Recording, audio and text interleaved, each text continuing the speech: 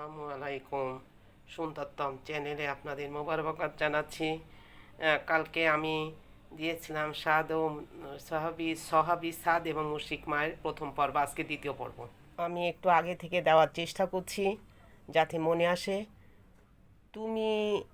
তোমাকে লজ্জা দেওয়া হবে যে তুমি তোমার মাকে মেরে ফেলেছ, তাই তোমাকে বলা হবে মায়ের হত্যাকারী।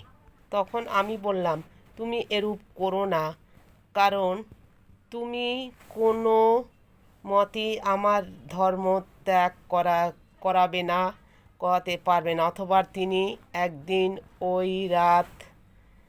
ওই রাতে কিছুই খেলেন না। এরপর সকাল হলো, তিনি এভাবেই না খেয়ে থাকলেন।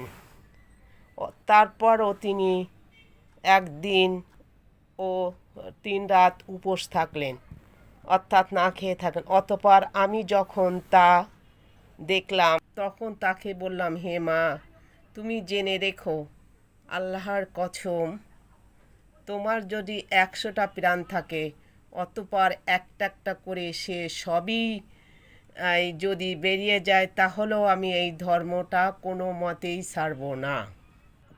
তাই তুমি চাও খাও, আর না চাও তো খেও না। অতঃপর তিনি যখন ব্যাপারটা বুঝলেন তখন খাওয়া শুরু করলেন।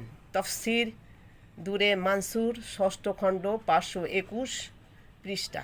উক্ত আয়াত অবতীর্ণ হবার কারণ পরিষ্কার প্রমাণ করে যে কারোর আম্মা ও আব্বা অমুসলিম হলে তাদের শিরকমূলক কোনো নির্দেশনাই মানা যাবে না, কিন্তু দুনিয়াদারির ব্যাপারে তাদের সাথে মানবিক ব্যবহার অবশ্যই করতে হবে। একটি হাদিসে আছে, আলীর বর্ণনায় রাসূল সাল্লাল্লাহু আলাইহি ওয়াসাল্লাম 3য় খণ্ড দিব, সাদাকাল্লাহুল আলিয়্যুল আযীম।